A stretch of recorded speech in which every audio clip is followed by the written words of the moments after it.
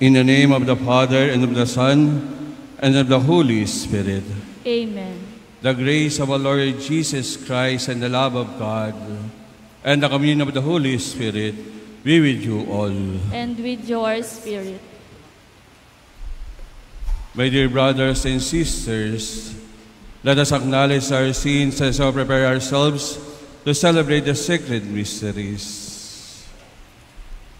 I confess, Almighty God, and to you, my brothers and sisters, that I have greatly sinned in my thoughts and in my words, in what I have done and in what I have failed to do. Through my fault, through my most grievous fault.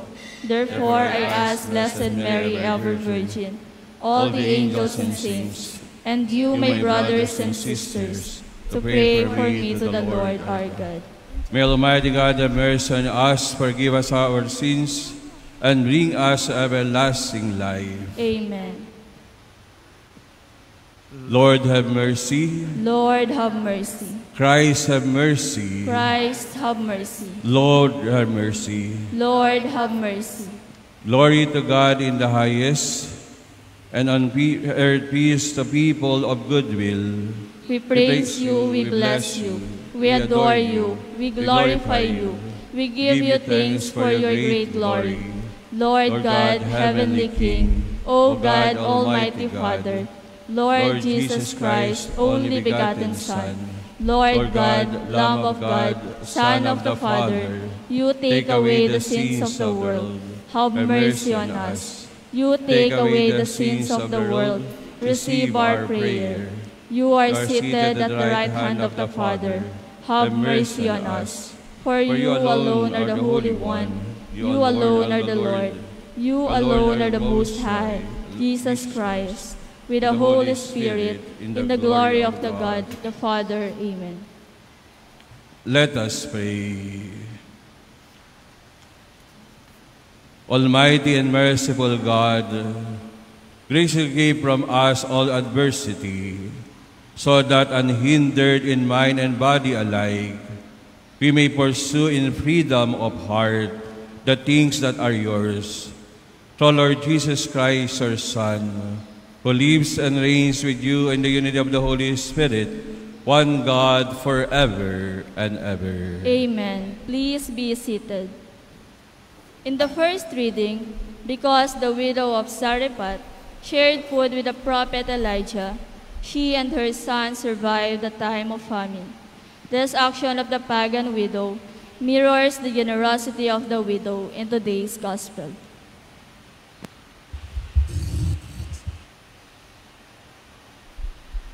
A reading from the first book of Kings. In those days, Elijah the prophet went to Zarephath. As he arrived at the entrance of the city, a widow was gathering sticks there. He called out to her, "Please bring me a small cupful of water to drink." She left to get it, and he called out after her, "Please bring along a bit of bread." She answered, "As the Lord, your God, lives, I have nothing baked.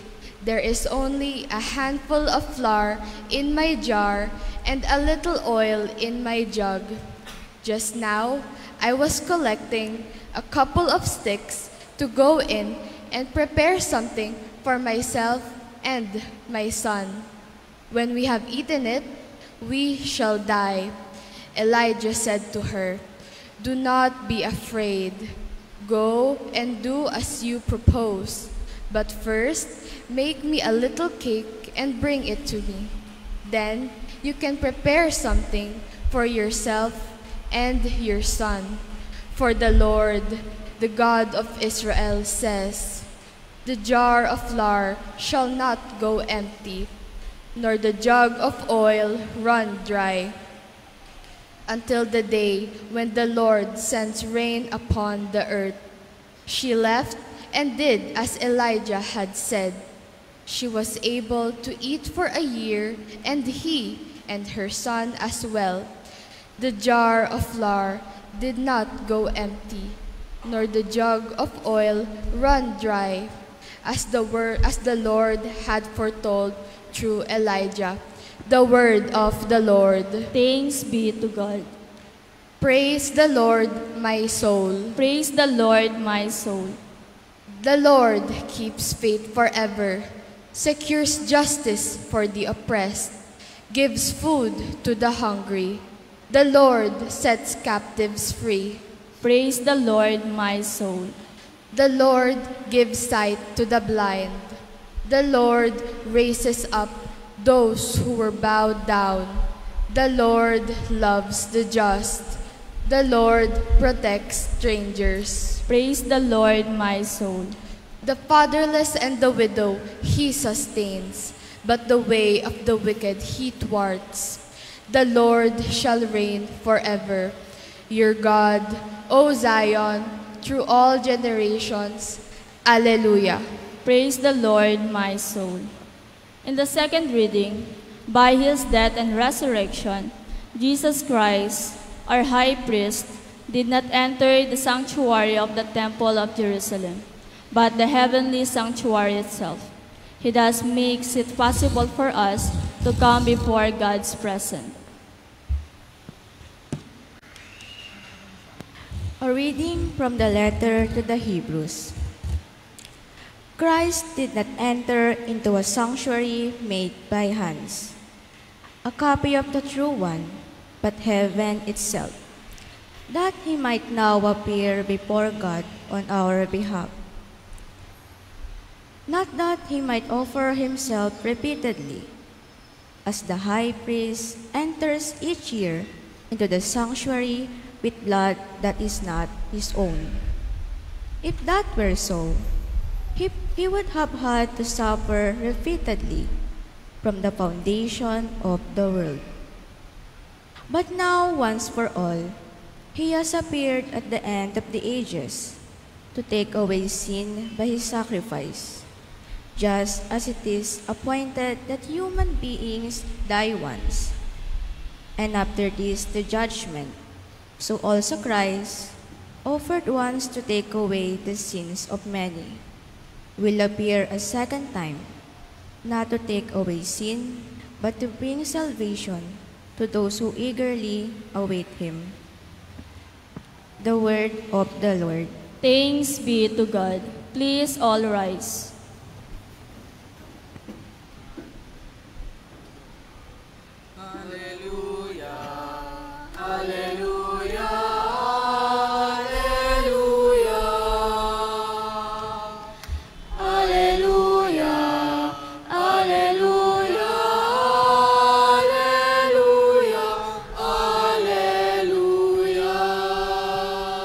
Blessed are the poor in spirit, for theirs is the kingdom of heaven. Alleluia. Alleluia. Alleluia.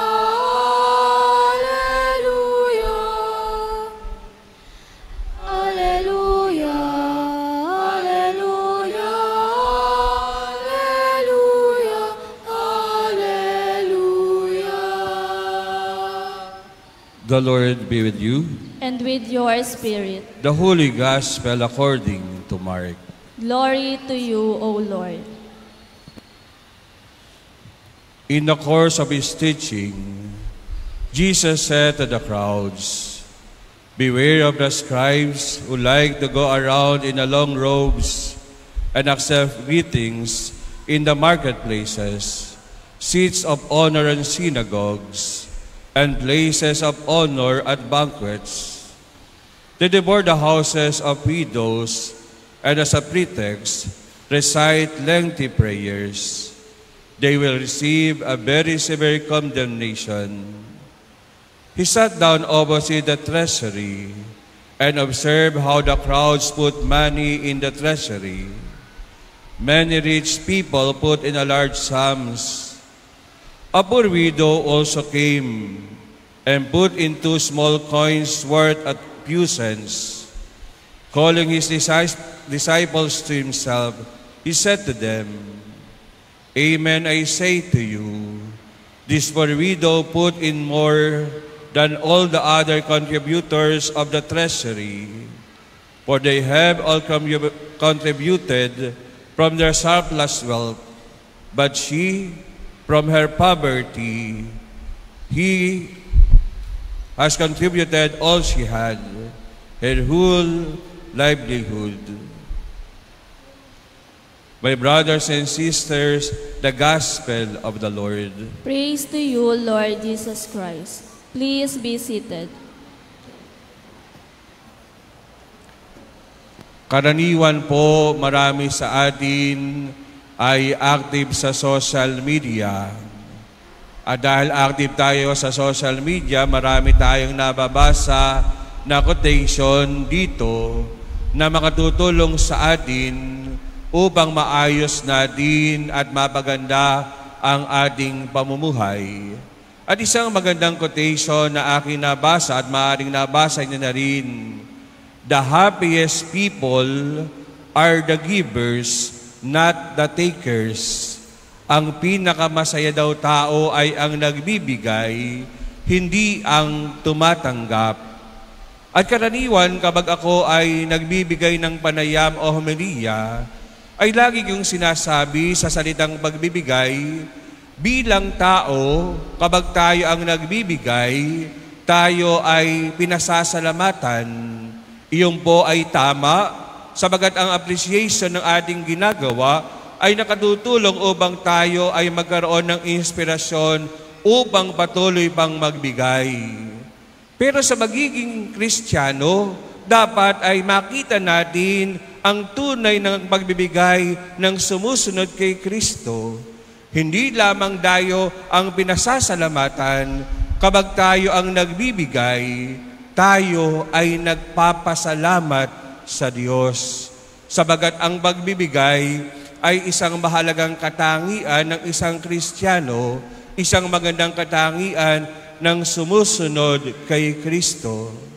At iyon ang titingnan natin dito sa ating minasang mabuting balita. Dalawa ang nagbibigay, ang mayayaman at ang babaeng balo. Sinasabi sa ating mabuting balita, ang mayayaman ay nagbigay minsan ng mga sobra lamang sa kanilang yaman, sabagat samantala yung babaeng balo, ibinigay niya ang kanyang buong ikabubuhay. Siguro titingnan natin dito, hindi naman kung kaunti o marami, hindi natin titingnan kung malaki o maliit ang ibinibigay. Ang titingnan natin ay ang motibasyon, dahilan kung bakit tayo nagbibigay at ano ang ibinubunga sa atin ng ating pagbibigay. Nagbibigay tayo sa Diyos at sa kapwa, ano ang ating dahilan? Ano ang ibinubunga nito sa atin? Una, we are giving because we want to show our life to God and to one another. Nagbibigay tayo dahil gusto natin ibigay yung ating pagmamahal sa Diyos at sa kapwa. At siguro dito ay hihiramin natin ang sinabi ni Mother Teresa ng Calcutta, love until it hurts. Real love is painful and hurts. Pag daw tayo ay nagbibigay, dapat tayo ay nasasaktan. Ang tunay na pagbibigay ay mayroong ibinibigay na bahagi ng ating katawan o pagkatao sa ating kapwa. Mayroong mga nagbibigay sila upang makilala. Mayroong mga nagbibigay upang sabihin ng ibang tao na sila ay mapagbigay. Pero sa pagbibigay, kaya tayo nagbibigay dahil tayo ay nagmamahal. Katulad na lamang ng isang sinabihan, magbigay kayo para tulungan natin yung mga nangangailangan. Merong mga lalapit, may mga kaya sa buhay, pero merong mga lumalapit din nagbibigay kahit walang-wala sila. At pag tinanong mo, bakit ka ba nagbibigay? Kasi kailangan po nila, kasi po minamahal ko sila. At iyon yung karaniwan nating makikita rin dito sa ating simbahan. Kapag tayo ay merong mga pangangailangan, halos naroon ang bawat isa sa atin, ibinibigay hindi kung ano ang marami o kaunti sa kanila. Ang binibigay nila ay ang maraming pag-ibig sa kanilang mga puso.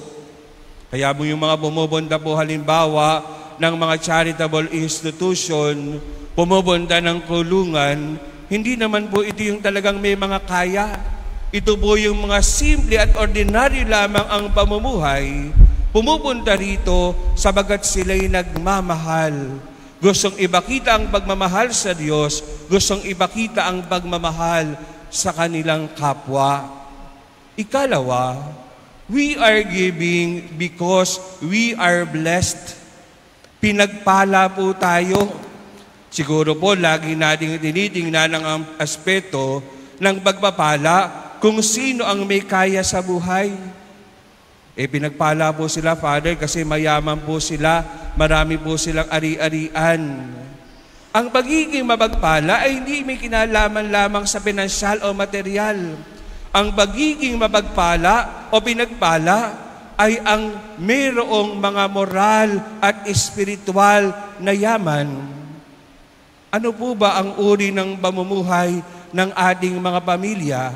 Father, yung pamilya po namin laging nagsisimba. Ang pamilya po namin laging nagbibigay. Ang pamilya po namin ay laging nagiging tapat, umuunawa sa aming kapwa.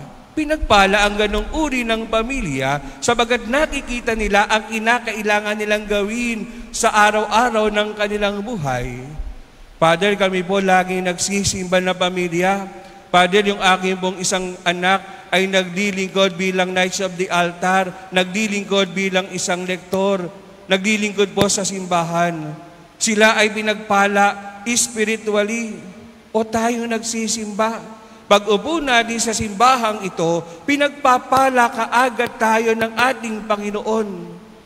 Kung tumatanggap tayo ng pagpapala, maging pagpapala din po tayo sa ating kapwa.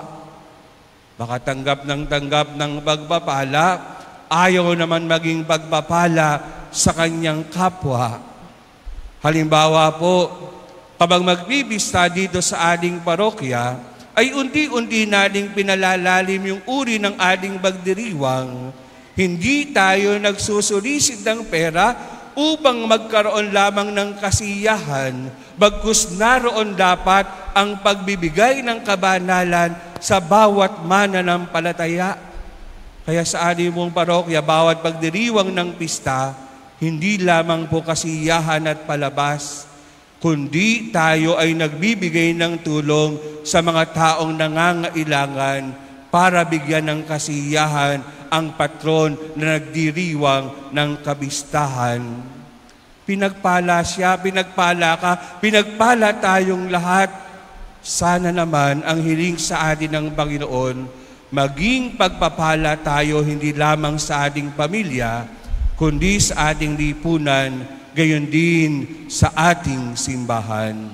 At ikatlo, we are giving because this is our door towards our destination, our salvation, towards the kingdom of God. Pag po tayo ay papasok sa ganitong uri ng ating paglilingkod, nakasisigurado tayo, makapupunta tayo sa ating destinasyon. Kaya lang, marami sa tao, marami sa mga Kristiyano, marami sa mga Pilipino, ibang pinto ang kanilang dinadaanan. Maaaring pinto ng kadamutan, maaaring pinto ng kasakiman, maaaring pinto ng kalokohan, maaaring pinto ng maling uri ng kanyang pagsasabuhay, ng kanyang pagiging Kristiyano. Kumbaga sa pinto, bago tayo makarating sa destinasyon, lumiko na kaagad tayo, nadapa na tayo, naligaw na tayo ng landas. Hindi tayo makararating sa ating destinasyon. Hindi tayo magkakaroon ng pagkakataon upang makarating sa tahanan ng Diyos Ama. Kaya gamitin po natin ang isa sa kalikasan ng pagiging Kristiyano. Lagi po tayong magbigay. At ano ang karaniwan nating ibinibigay? Sabi ng ilang mga tagapagsalita ng pananampalataya, magbigay po tayo ng ating time, Magbigay po tayo ng ating treasure. Magbigay po tayo ng ating talent. Maaaring marami tayong kakayahan, talent, pero ginagamit natin sa mali. Maaaring marami tayong oras, sasabihin natin sa Panginoon, busy po ako. Maaaring meron tayong treasure, pero inaangkin lamang natin sa ating sarili, hindi natin ginagamit upang makapasok tayo sa pintuan ng ating kaligtasan. Kaya mga kapatid, ilang linggo na lamang po ang natitira, magdiriwang na po tayo ng kabistahan ng Kristong Hari. Bago po tayo lalong makapagbigay sa ating kapwa, tumingin lagi tayo kay Kristo. Si Kristo ang ating tinitingnan, sinusunod at sinusundan. Magbigay po tayo katulad ng kanyang pagbibigay ng 100% ng kanyang sarili, ng kanyang buhay. Uulitin ko po, paano tayo nagbibigay?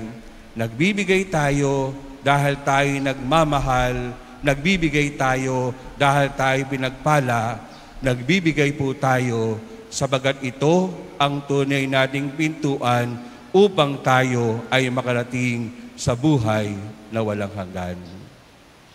Amen. Let us profess our faith. I believe in God. Let us all rise. I believe in God, the Father Almighty, Creator of heaven and earth, and in Jesus Christ, His only Son, our Lord, who was conceived by the Holy Spirit, born of the Virgin Mary, suffered under Pontius Pilate, was crucified, died, and was buried. He descended into hell. On the third day he rose again from the dead. He ascended into heaven, and is seated at the right hand of God, the Father Almighty. From there he will come to judge the living and the dead. I believe in the Holy Spirit, the Holy Catholic Church, the communion of saints, the forgiveness of sins, the resurrection of the body, and life everlasting. Amen. Let us pray to God, our Father, that we may become as generous as the widow in the gospel. In confidence we pray, Lord, hear our prayer. Lord, hear our prayer.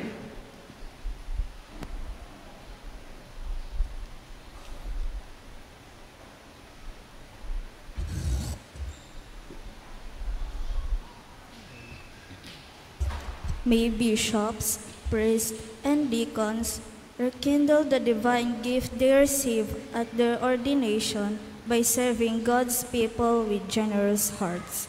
We pray. Lord, hear our prayer. May our civil and political leaders be selfless in their service for integral development of the whole society. We pray. Lord, hear our prayer.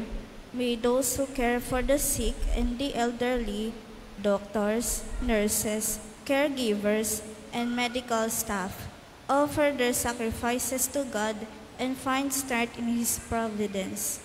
We pray. Lord, hear our prayer. May philanthropists and charitable institutions continue to share their blessings and receive the reward from God, who is never outdone in generosity. We pray. Lord, hear our prayer. May the dead be forgiven of their sins and be welcomed into God's eternal bosom. We pray. Lord, hear our prayer. Let us pray for the urgent concerns of our community and our personal intentions. We pray. Lord, hear our prayer. O God, may these our prayers help us to open our hands, to give our gifts from our hearts, and to share it to those in need. We ask this through Christ our Lord. Amen. Please be seated.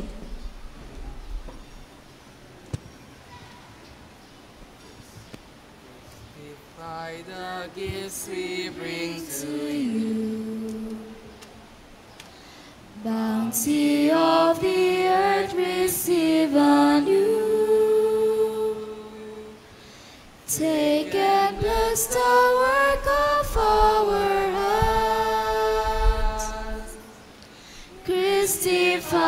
these gifts at your command. Sun and moon and earth and wind and rain, all the worlds contain in every grain, all that soil and dreams of humankind. All we are, we bring us bread and wine. Turn the bread and wine our hearts implore to the living presence of the Lord. Blessed, broken, shared with all in need. All our hunger, sacred bread will feed. With this bread and wine you Christify. Now our deepest thirst you satisfy. We who by this bread you sanctify. Draw the world for you to Christify. Christify the gifts we bring to you. Bounty of the earth receive anew. Take and bless the work of our hands. Christify these gifts at your command. Please all rise. Pray, brethren, my sacrifice and yours may be acceptable to God, the Almighty Father. May the Lord accept the sacrifice at your hands for the praise and glory of his name, for our good and the good of all his holy church. Look in favor, we pray, O Lord, upon the sacrificial gifts offered here, that celebrating in mystery the passion of your Son, we may honor it with loving devotion through Christ our Lord. Amen. The Lord be with you. And with your spirit. Lift up your hearts. We lift them up to the Lord. Let us give thanks to the Lord our God. It is right and just. It is truly right and just, our duty and our salvation, always and ever to give you thanks, Lord, Holy Father, Almighty and eternal God, for you laid the foundations of the world and have arranged the changing of times and seasons. You formed man in your own image and set humanity over the whole world in all its wonder, to rule in your name over all you have made, and for every praise you in your mighty works, through Christ our Lord. And so with the angels we praise you, as in joyful celebration we acclaim. Holy, holy, holy Lord God of hosts, heaven and earth are full of your glory. Hosanna in the highest. Blessed is he who comes in the name of the Lord. Hosanna in the highest. Please all kneel. You are indeed holy, O Lord, the fount of all holiness. Make holy therefore these gifts, we pray, by sending down your Spirit upon them like the dew fall, so that they may become for us the body and blood of our Lord Jesus Christ. At the time he was betrayed and entered willingly into his passion, he took bread and giving thanks broke it, and gave it to his disciples, saying, Take this, all of you, and eat of it, for this is my body, which will be given up for you.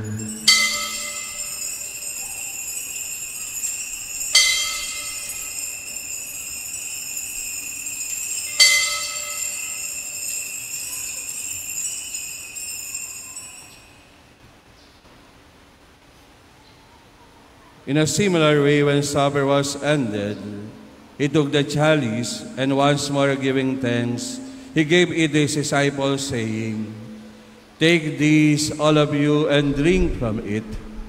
For this is the chalice of my blood, the blood of the new and eternal covenant, which will be poured out for you and for many. For the forgiveness of sins, do this in memory of me.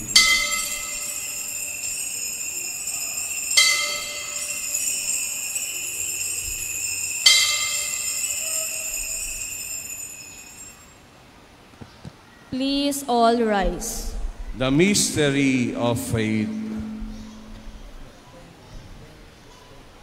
We proclaim your death, O Lord, and profess your resurrection until you come again. Therefore, as we celebrate the memorial of his death and resurrection, we offer you, Lord, the bread of life and the chalice of salvation, giving thanks that you have held us worthy to be in your presence and minister to you. Humbly we pray that partaking of the body and blood of Christ, we may be gathered into one by the Holy Spirit. Remember, Lord, your church spread throughout the world, and bring her to the fullness of charity, together with Francis, our Pope, and Dennis, our Bishop, and all the clergy. Remember also our brothers and sisters who have fallen asleep in the hope of the resurrection, and all have died in your mercy. Welcome them in the light of your face. Have mercy on us all, we pray, that with the Blessed Virgin Mary, Mother of God, with the blessed apostles, and all the saints who have leisure throughout the ages, we may merit to be co-heirs to eternal life, and may praise and glorify you through your Son, Jesus Christ.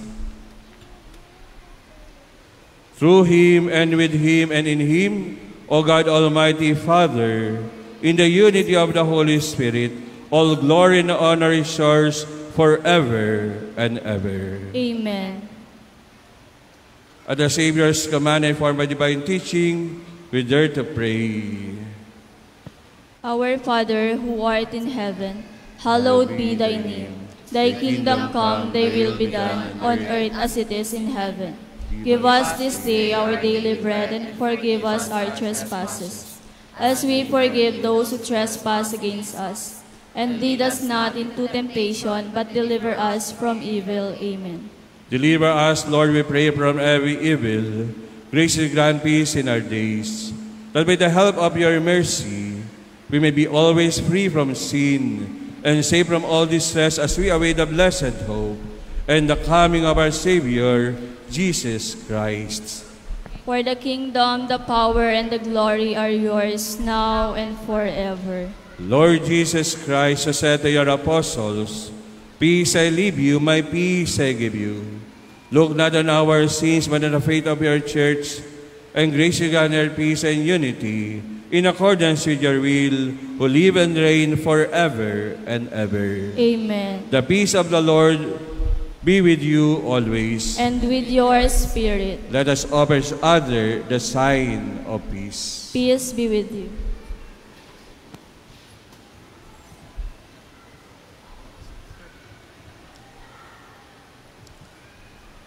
Lamb of God, take away the sins of the world. Have mercy on us. Lamb of God, you take away the sins of the world. Have mercy on us. Lamb of God, you take away the sins of the world. Grant us peace. Please all kneel.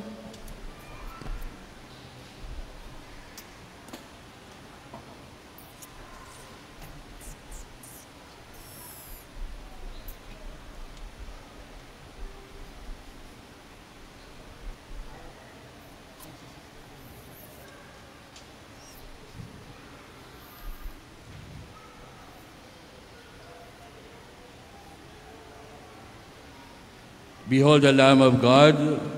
Behold him, he takes away the sins of the world. Blessed are those called in the supper of the Lamb. Lord, I am not worthy that you should enter under my roof, but only say the word, and my soul shall be healed.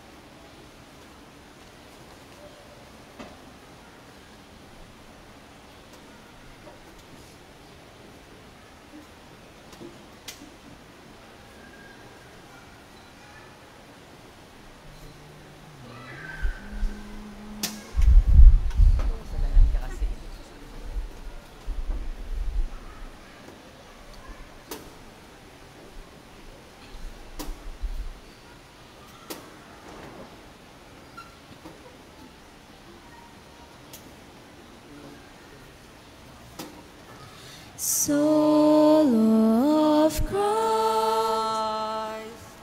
sanctify me. Body of Christ, save me. Water from the side of Christ, wash me. Passion of Christ, give me strength.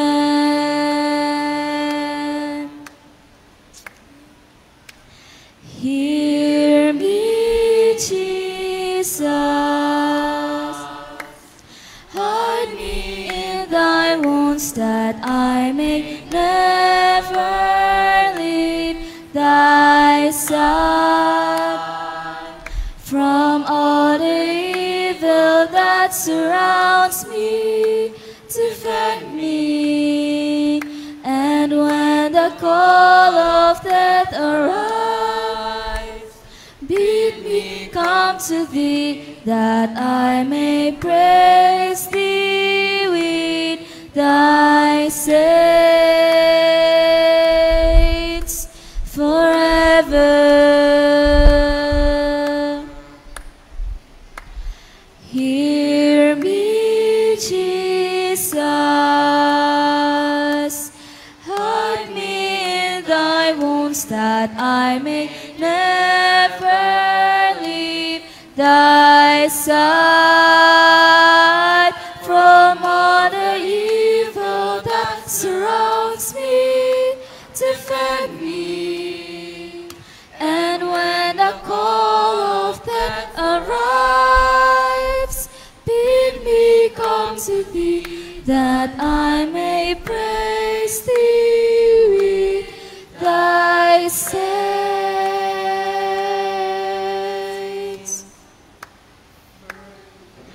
forever.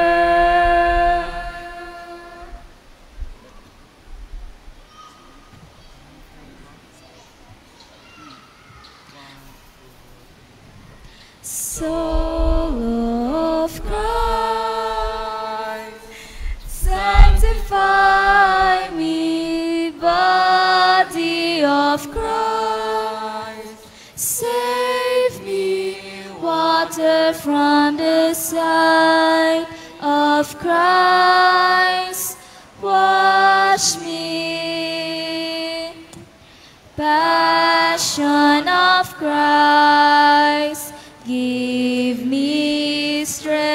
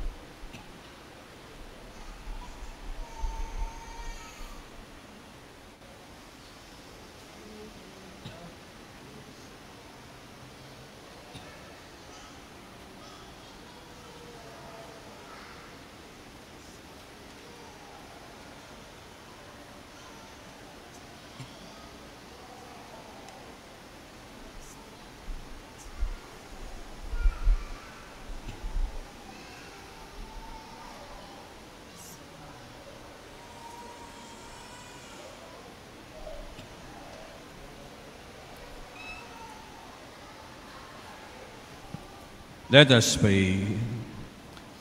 Nourished by this sacred gift, O Lord, we give you thanks and beseech your mercy, that by the pouring forth of your Spirit, the grace of integrity may endure in those whose heavenly power has entered. We ask this through Christ our Lord. Amen. The Lord be with you. And with your spirit. May the Almighty God bless you, the Father, the Son, the Holy Spirit. Amen. Our Mass is ended, our mission begins. Thanks be to God. Let us praise the Lord.